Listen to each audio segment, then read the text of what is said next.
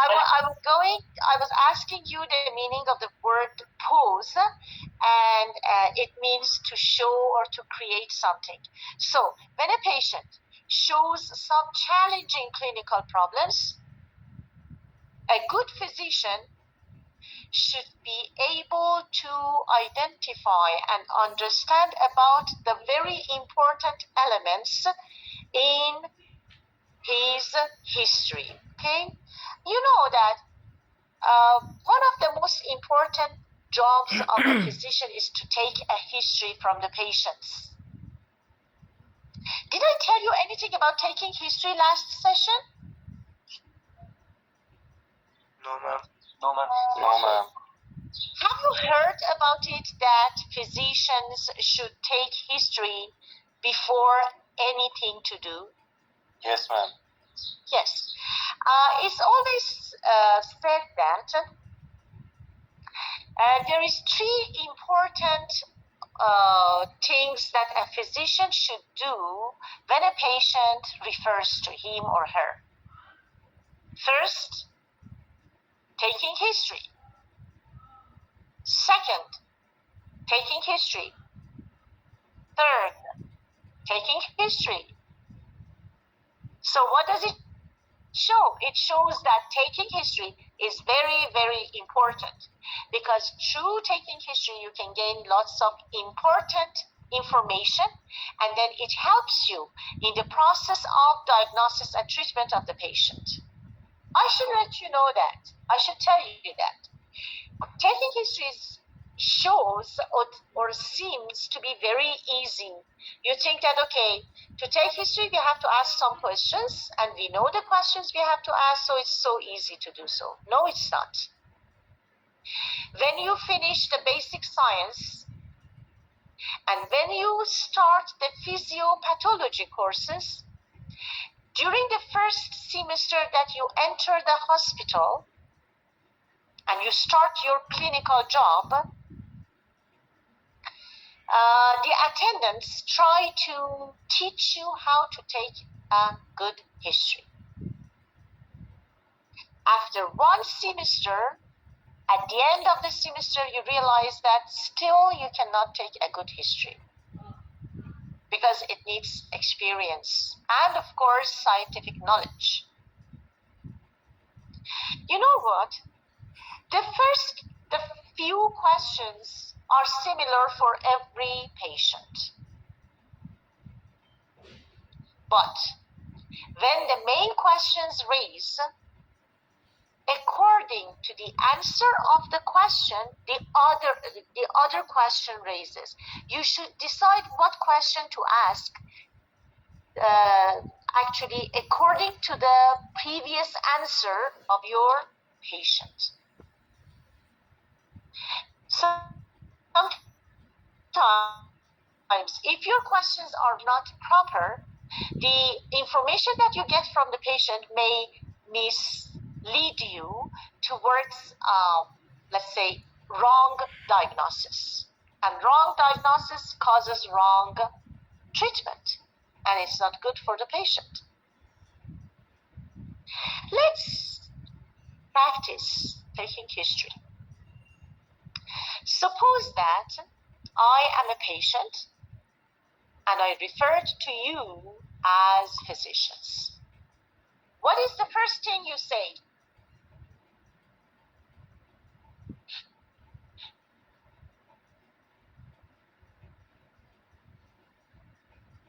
Can you hear me, or again I am disconnected?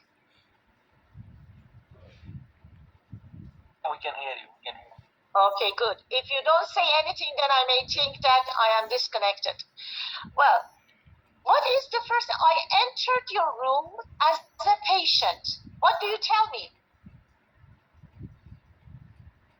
Stay calm. Everything will be okay. Yeah, first of all, you greet. You say, how do you feel? How you feel? Yes, of course.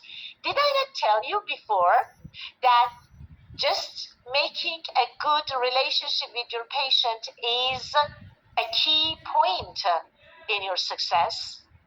In order to make a friendly relationship with your patient, first of all, meet with the patient. I come into your room, you say, "Hi, how are you? Welcome. Have a seat, please." Okay. Then I answer you, "Thank you very much. How are you?" Okay. Now, what is the second thing you tell me? Or the question you ask me?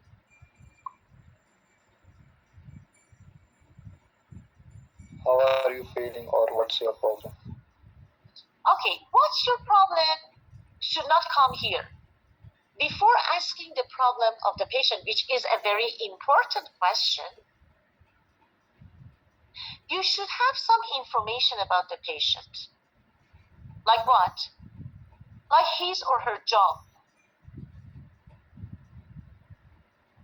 Of course,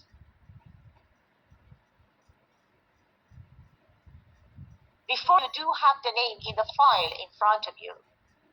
But again, when you ask the name, the patient tells you her name, then you call her with her name. This makes an intimate relationship with the patient as well. So you should ask me what? Name first. What is your name? Ask me the question. What is your name? Okay, madam, what's your name? And then I will answer you, my name is Maryam Haydarpur. Maryam is my first name and Haydarpur is my last name. Okay. What is the third question? I told you about my job. Why is it important to know about the job of your patient? Can be related to the disease. Yes, some diseases are job related.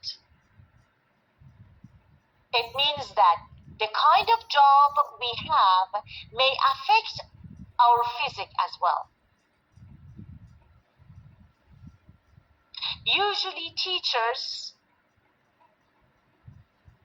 may face some vocal cord problems while speaking, because we always are talking and we are talking loudly most of the time, and then after some time I have of course the same problem in my vocal cords.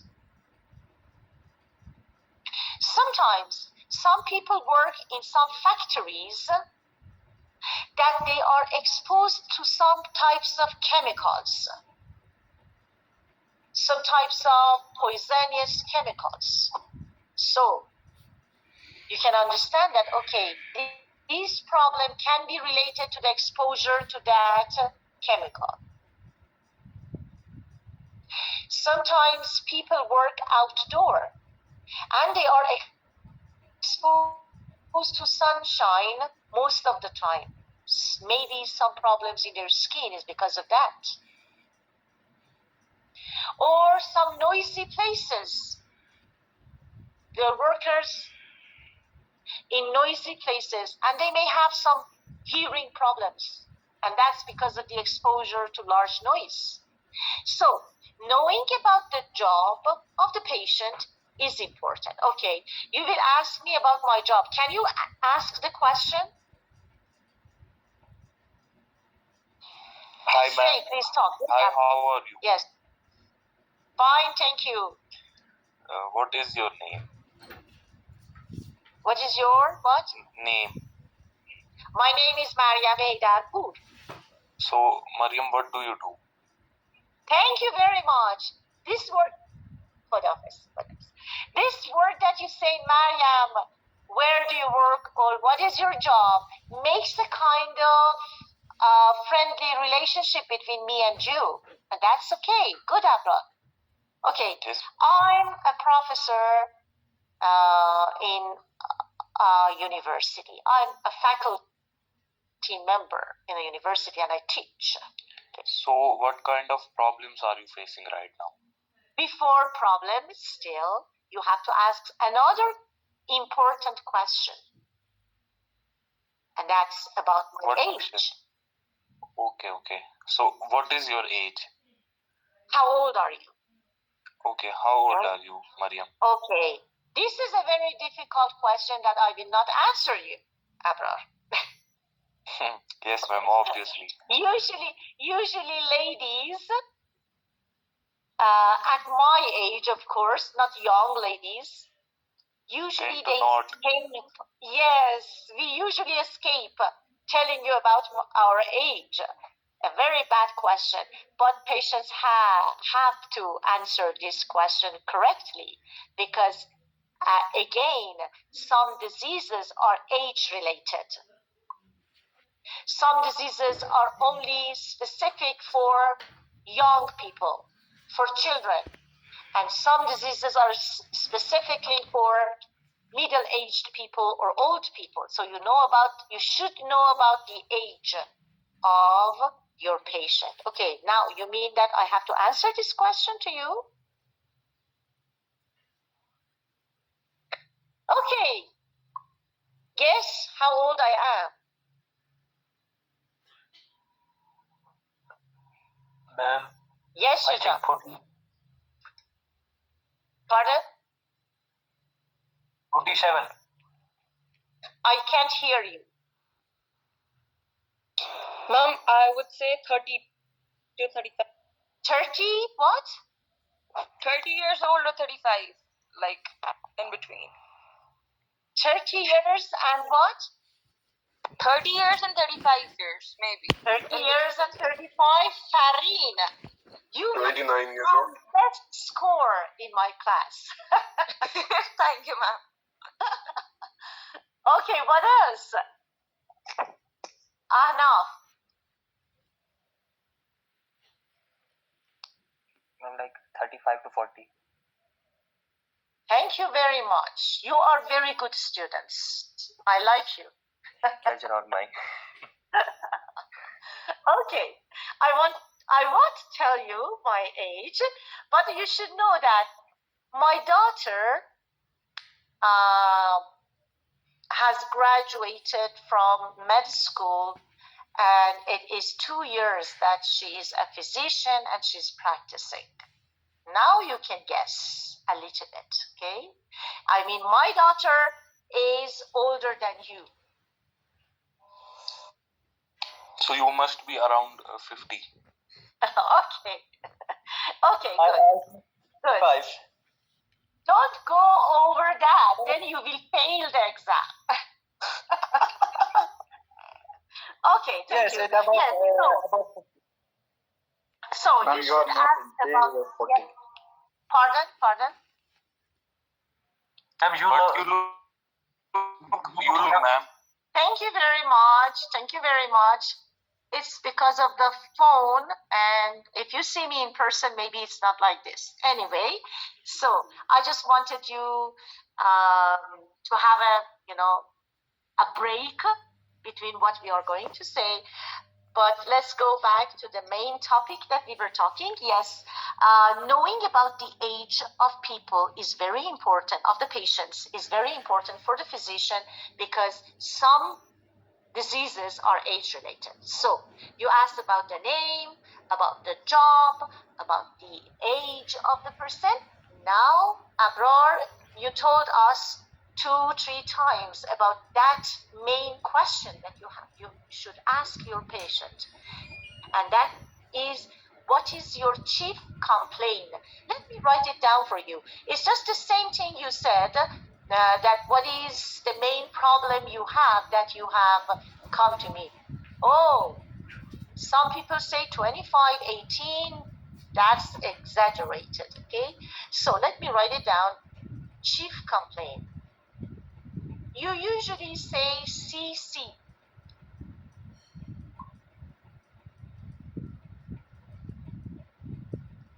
Chief complaint, or CC, is, as you said, is the main problem that the patient was referred to you. Yes, you will ask the patient about the chief complaint of him, and then when the patient answered you, according to the answer, the other question will raise. So the questions afterwards, will be different from patient to patient according to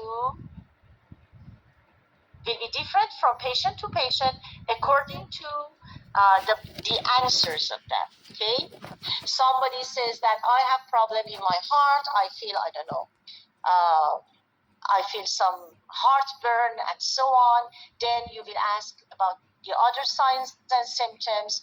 When he says something, the question you will ask will be different from the same or another patient with the same signs and symptoms. Okay, that you will learn this when you entered your physiopath courses. So it says that you have to take a complex and complete history, and also you should perform a very good physical examination in order to find out should you order some other tests like laboratory tests and so on or not. Then it says that then you will determine whether to treat or to watch. What does it mean? You decide whether to treat the patient or watch him. What does it mean?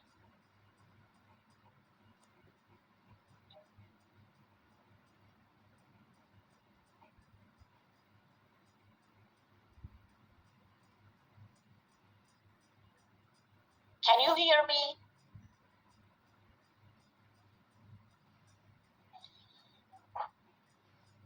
Yes, ma'am. Yes. Is there anybody who wants to say something, or I should ask you? Ma'am, can you please repeat the question? Yes. This part of the sentence, I will read it once more. To extract the key results from the crowded computer printouts of data to determine whether to treat or to watch. What does it mean? That you should determine whether to treat or to watch the patient.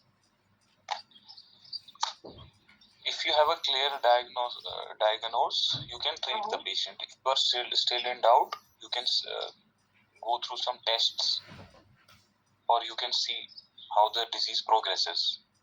Okay, and when you send the patient to laboratory tests and some other tests and techniques, then you have lots of information. It says that print a crowded computer printouts of data. Printout of data from CT scan, printout of data from sonography, printout of data from laboratory tests. You have lots of data. Now, according to these data, you have to decide whether to treat the patient or do nothing, just control the disease.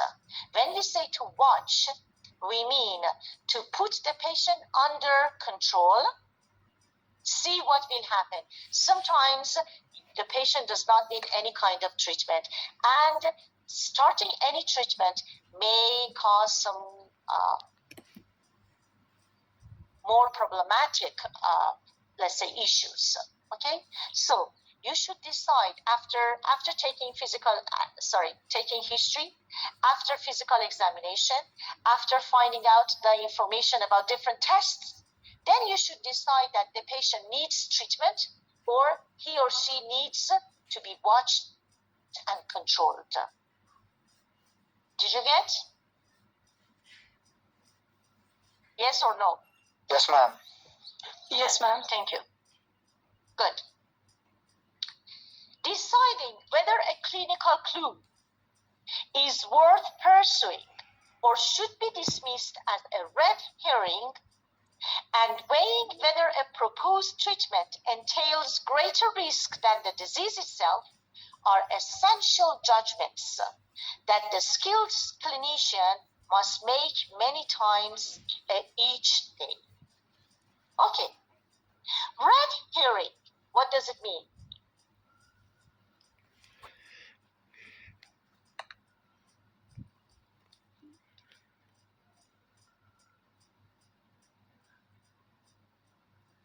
Nobody? Red herring is something which is not important. something unimportant, that stops you from thinking something important. Okay? You have to think about something important, but something unimportant comes in between and stops you, misleads you, and stops you from thinking that important thing. So it says that. To distract attention. Pardon? To distract attention from the real problem. Exactly. Thank you very much. Yes. So, all these clinical clues, you should evaluate to see if they're hearing and you should not think about, or if they are valuable information that you need in order to treat the patient.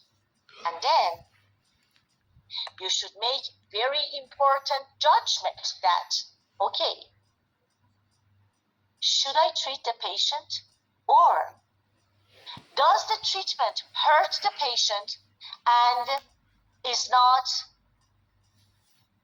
indicated in that case, should not be applied in that case?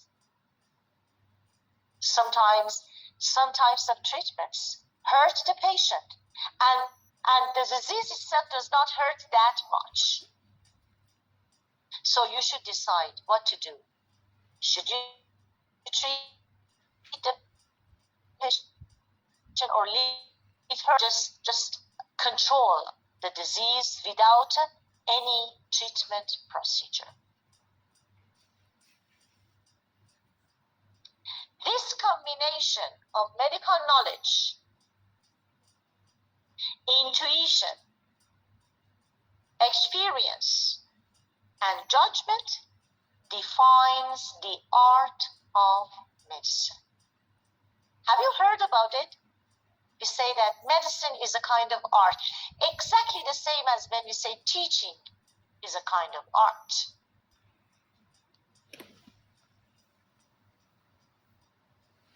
Practicing medicine and teaching are lots of the issues in these two jobs are the same.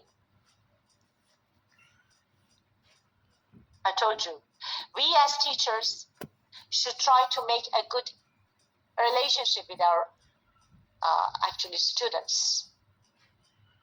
And you as a physician should make a good kind of relationship with your patients. You know what? When young professors who are employed recently come and ask me, okay, you are an experienced teacher here, will you please tell us what to do in order to be successful in our first class? I will tell them that, just remember one thing.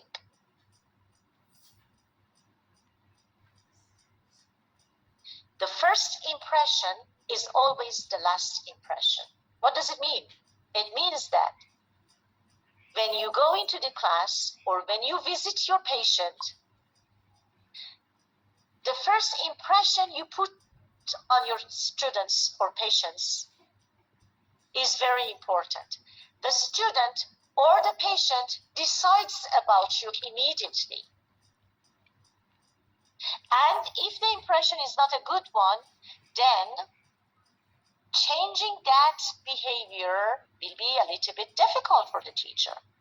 Changing the mood of the student or changing the mood of the patient will be difficult for the teacher and for the physician. So we have to be artists. You as a physician should have medical knowledge, information. You should have intuition. What does intuition mean?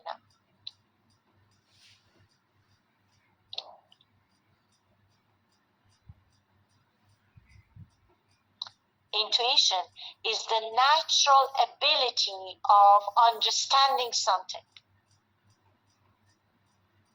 Some people immediately understand the atmosphere, immediately identify the situation. Those people are called intuitive people. So you as a physician should have medical knowledge, should have intuition, should have enough experience in your job and judgment in order to be able to practice properly. So this combination of medical knowledge, intuition, experience, and judgment defines the art of medicine, which is as necessary to the practice of medicine as is a sound scientific base. So only having scientific base is not enough. Only having knowledge, scientific knowledge, is not enough to make you a good physician. You should have some other qualifications as well, like intuition, like experience, and so on. Okay, any question? Excuse me, ma'am. Yes. Can we stop it here now? Oh, you're tired? Not just tired, it's prayer time here, so we will want to miss Oh the yes, prayers now. I forgot. Maybe you didn't have your lunch over Yes. there and you're hungry. Yes, okay, it's okay. For the first session, of course it's the second session, but first session of teaching, it's okay. I talked a lot, but I want you to talk more. Please read the passage before coming to class so that when I ask you questions, you're ready to answer me. You should participate in our class. You should talk more than me. But today I talked more than you. Of course, it was the first session, but for the other sessions, please be more active. Sure thing, Anything ma'am. to say, anything to ask? No, ma'am. Okay, thank you very much.